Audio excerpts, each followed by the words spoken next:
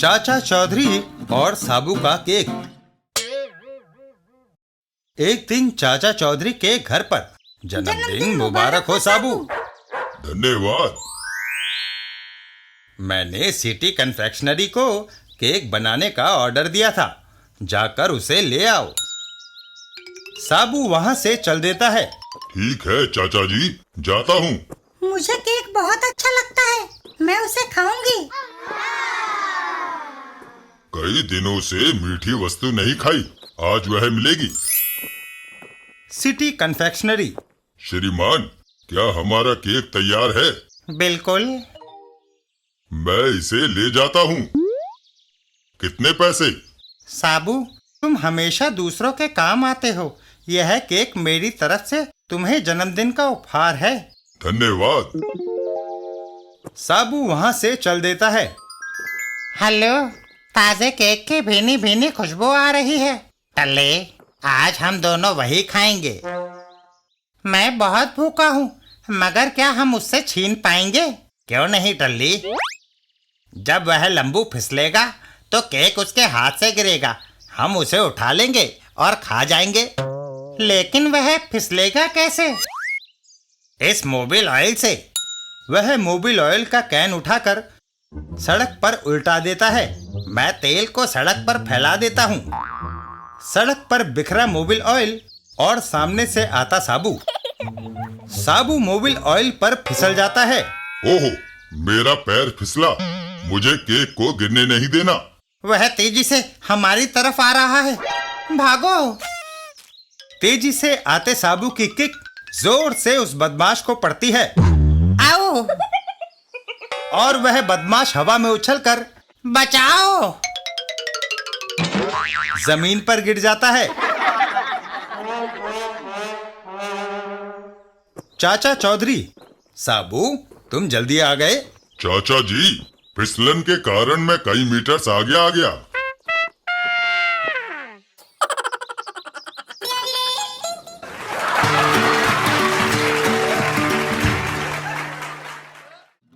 चाचा चौधरी और देहरादून एक्सप्रेस। एक दिन चाचा चौधरी के घर पर चाचा चौधरी और साबू। चाचा जी, वह 10 किलो सोने की धोखाधड़ी आपने कैसे पकड़ी थी?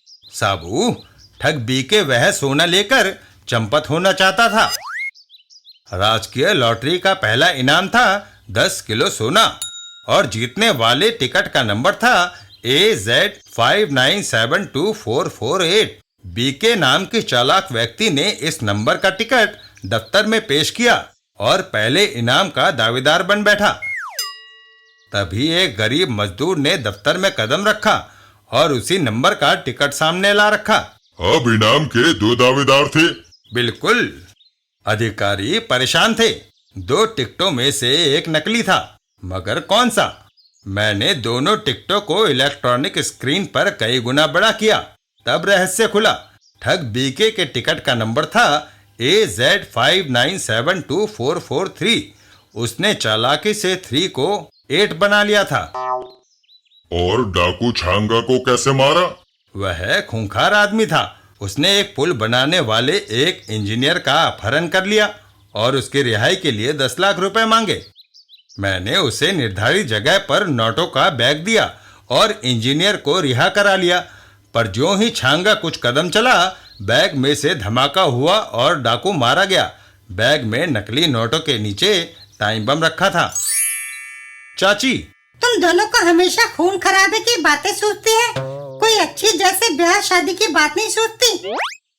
चाचा जी, आपने मिस चुटेली और खूखा राय की शादी क्यों रुकवा दी थी? साबू, मिस चुटेली खूबसूरत और जवान थी और शादी के बाद वह बूढ़े खूखा राय को जहर देकर मारना चाहती थी और उसकी संपत्ति हथियाना चाहती थी। तभी पोस्टमैन। चाचा जी, किसकी चिट्ठी आई है? साबू, मेरे दोस्त गणपत राय के बेटे की शादी है। मुझे निमंत्रण भेजा है। वक्त कम है। शादी में शामिल होने के लिए मुझे 10 बजे की ट्रेन पकड़नी होगी।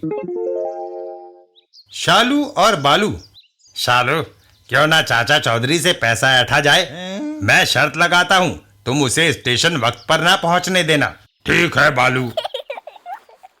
चौधरी, स्टेशन जाना फिजूल है। आप देहरादून को जाने वाली गाड़ी नहीं पकड़ सकते। मेरा ट्रक डगडग पुराना जरूर है, मगर विश्वसनीय है। यह मुझे टाइम पर पहुंचा देगा। 10,000 रुपए की शर्त रही।